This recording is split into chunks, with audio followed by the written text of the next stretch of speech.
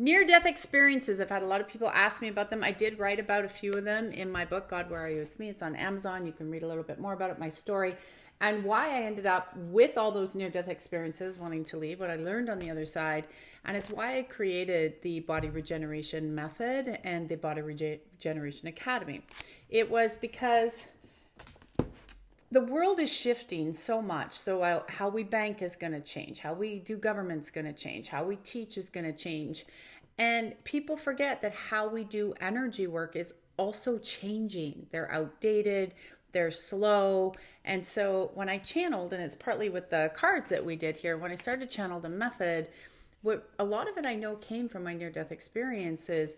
And what it was is we need to be able to tap into our energy. Like if you like Reiki or meditation or whatever, that's great, but it's slow. And we're moving to even a faster paced world. You know how quickly the world is shifting, right? And so you need tools that you can use on the fly when you're at work, I've lived my life this way, right?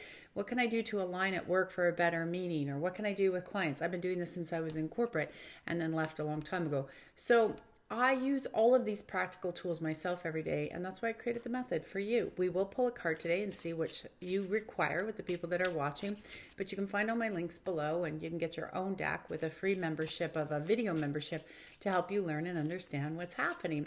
So near-death experiences, everybody has a different experience, and I had many. My first one, I was 7 years old. I was in the hospital. Some people say it was before that. Like I had a kidnapping where when he put his gun in the head, then actually what happened was I blacked out. But then after that, I had a lot of really crazy experiences as a child, and I just thought I was a little bit crazy and things, I kept it very quiet until much older when somebody was able to explain to me what happened.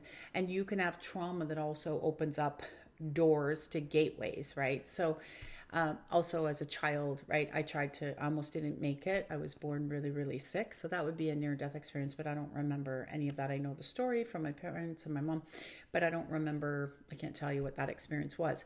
The first one I had was 7. I was in the hospital. I couldn't take medicine, but they were testing me. I was allergic to everything under the sun. And they were testing me for the smallest dose of medicine that I could take for allergies. And when I remember it today as clear as day. I was sitting there and they put the medicine in. I remember I was like, I went over, and I remember I hit the side of the desk, but I actually spilled all the medical bottles. They shooed my mom out of the room. They ended up crash carting me. And it was really interesting because all I remembered was black and peace. And I woke up, you're on this table and, all craziness is going out. But I had a very strong knowing at that time that I wanted to be what I felt versus where I was. And it was really interesting because being young and not being able to share that, there was many, many things that had happened, right? I know I wanted to go back. I wanted to go back to the feeling. I couldn't explain it to anybody. You can't explain these things, especially when you're small. So then I had another one when I was giving birth to my second daughter, and I kept crash carting. I had a very rare disease with her that I developed, and basically from under my breastbone all the way down, I was solid black. I couldn't walk. My veins had pulled out and they pooled, and the doctors had a really hard time diagnosing what it was. But when I went to the delivery room, it was like a version of MASH, and I kept, moving out. And it was also at that time that I knew. And when I went out like that, like they're giving you the adrenaline, and he's like, stay with me. And I just left. And I just, you have this flash of where you've been, where you're going. And I kept hearing this, you got to stay. It wasn't anyone around me. I thought, again, going crazy, but I was just checking out completely.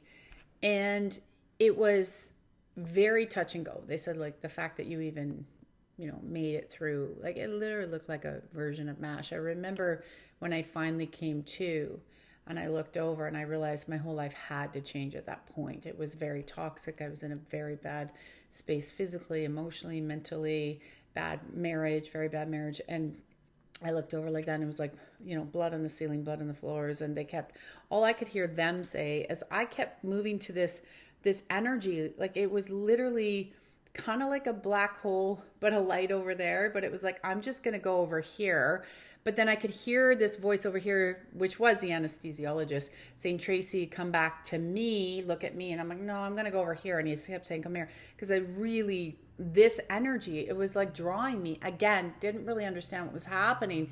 And then it was sort of like a smack back that, oh no, you got to be here, but you're sort of in and out of it. And you could say, oh, from drugs or whatever. That was a near-death experience, right? We all have exit points that we could take. But I had many, many, many of these.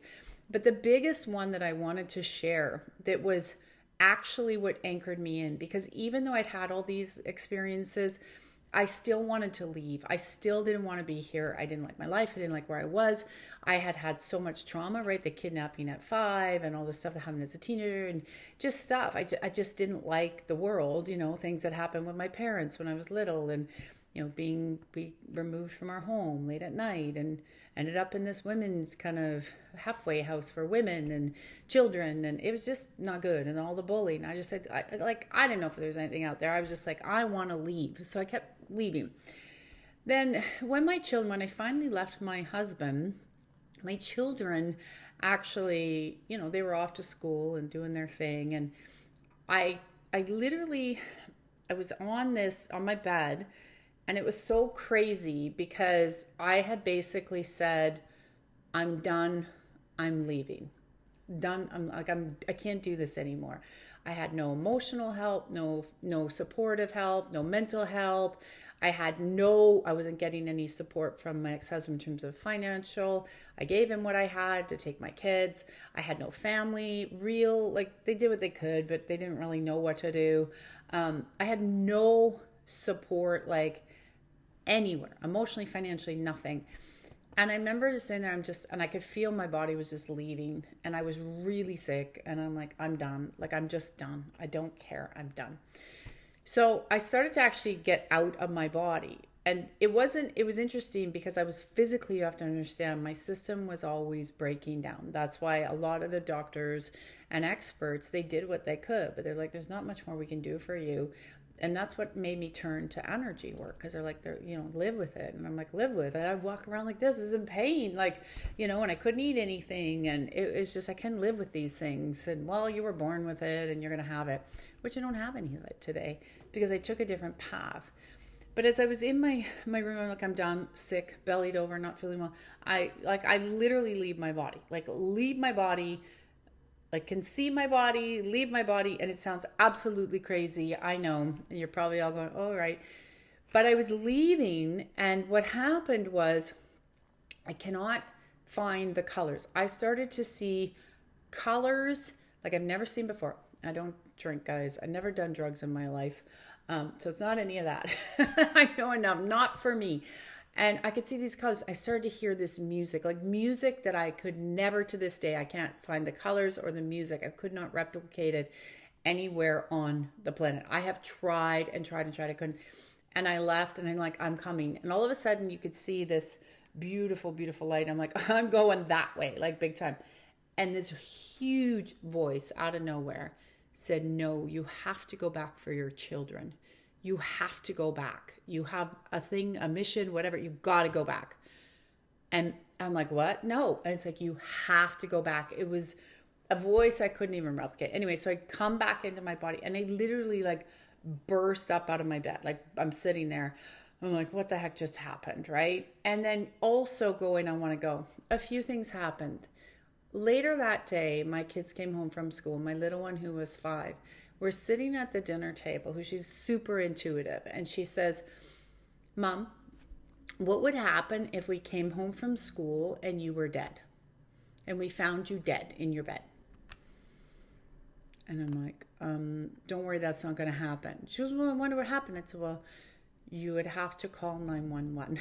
And she's like, well, I don't want that to happen. I said, it's not going to happen. And I'm sitting here knowing what just happened in that day, because I've had so many near misses in my life. I also, so I'm like, this is freaky, but I will tell you, that moment was the deciding moment that changed and flipped my life path, where I decided I was going to do what I needed to do at all costs to stop leaving the planet. Like I kept creating situations where, I get really sick and all these things, and then maybe I'm going to leave again. And I would beg them to just take me out. I never wanted to stay. But it was at that point where I knew, because when my daughter said that, and when I had this experience, I knew in my gut. Hard to explain, just knew I had to pull my big girl pennies up, stop, enough was enough, do what I had to do at all costs to repair my body, repair my life, and keep going. And I did. And when I would have a moment where I would start to feel that old dread or I wanted to check out, I go back to that vision. I've never forgotten it. I've had so many out-of-body experiences since then. I see, feel, hear. It's why I do the Read It Nows. It's why I teach the Academy, because that was the pivotal moment. So at all costs, I had to change my life. Remember, I've been on this path for 20 years, over 20 years. And it was also at that point where I could go there now. I had a visual, even though I still cannot to this day find the music or find the colors like I saw, or the light like that. And we have choice and we have exit points. But it was that ability of that vision and what that experience was. And then looking back in my life, all the other times that I literally tried so hard to check out, that I went, okay, I got to stay. And never again did I say, okay, I want to leave. Then things started to change. And then I made different choices and different decisions. Why am I telling you this? Because we all have exit points in our life. People ask me, what was that pivotal moment that made me change from going from martyr and victim to poor me to life sucks to changing my life and turning my life around? And that was it. That was it. And getting out of toxicity and realizing the people, places, and things I had to move away from, and say, okay, if you want to be a bully and not let people bully anymore, and not be the people pleaser, and not be going okay, and making the choices. And I'm also here to tell you, you don't have to be alone, because it's why we created the community. Show up. But you have to show up. And I realized I had to show up in my life. And I wasn't showing up in my life. I was showing up small to let everybody else have what they wanted to have. And then I would over deliver and over please and over give because I thought they would love me. And I realized that wasn't the answer either. That wasn't the answer either. So this is what I want to share with you so that you can find that strength. You can find that within yourself and say, you know what? No one gets to determine where your life's going but you. Nobody. And nobody has a right to tell you unless you let them. Be strong. Be your own supporter, your cheerleader, and watch other people will cheerlead you too. And it is why I'm passionate. It's why I wrote the prayer books, to give you a direction of where you could start to look, how you command your energy. What do you do when you're in a meeting and people are going crazy? How can you align that energy? You should be aligning your energy and learning how to work with it and shift it throughout your whole day. Your day will become better. When I learned all these little secrets, that's why I put together what I did. That's when I realized, we could create a space with a membership. So it's just free. You just go into the video membership and you learn, play, connect. They don't teach us how to connect. They think we're all crazy and woo-woo because guess what? They get what we get. These people that have been running the world, they get what we get. You don't think they know all about this? Heck yeah, they do. But the rest of you are like, oh, I wasn't taught that in school. Well, tell me what you learned at school that actually is really helping you in your life. Most of your life, you're learning by doing. Trial and error, right? Trial and error. So having the near-death experiences, the final one, that real final one, anchored me in. And it anchored me in on my path where nobody could throw me off my path. And what this card that I pulled for you guys? Increase awareness. Thank you, God. We're going to increase the awareness. And that's exactly what I'm talking about, is increase the awareness of your external environment, your internal environment. Increase your awareness of what you need to learn today, what you're ready to change today, how you need to go and change your blueprint and shift your energy. Increase your awareness in every area. Take off the blinders. Stop living for everybody else and live for you. Live for you. This is the energy I'm always shifting in the Academy. This is the energy where I'm saying, let's do this together. And people still don't make things a priority for them. They make everything else a priority, and that's why they can't manifest. That's why they can't create in their life. And that's why life becomes difficult. We're heading into the most challenging year any of us will face in the rest of our lifetime will be 2023. Are you ready? Are you prepared? Are you doing that work? Because I'm going to tell you, I've been preparing my academy for a long time. We've been doing it together. Nobody's up here. We're all together. And this is where we have to come back to. We have to come back to. Why do you think there's energy modalities and people out there in different religious lines going, oh, I'll pray for you, but nobody else. Oh, I'll tap you on the head and now you can connect to that source energy, or now you can talk to God because I said so. No man has a right to tell you. You're born with this energy. You move with this energy. You shift with this energy because you were born with it. And now you just got to awaken it and expand it. And that's why I know I had near-death experiences. It's why I know I love what I do every day when I hated what I did every day. I didn't like it. I didn't want to get out of bed. I was doing it because I thought that's what I had to do to get a job and pay my bills. Miserable, miserable. So thank you, God. Increase your awareness. Click the like, subscribe, and share.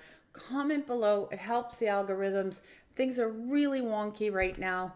Come and join me in an event. Buy a deck. Take charge of your own life. But we can't do things the way we used to. The old is done, the new is coming in, and it's time to prepare for 2023. I love you guys. Have a great day. Come even join the Telegram, and I'll see you on the other side.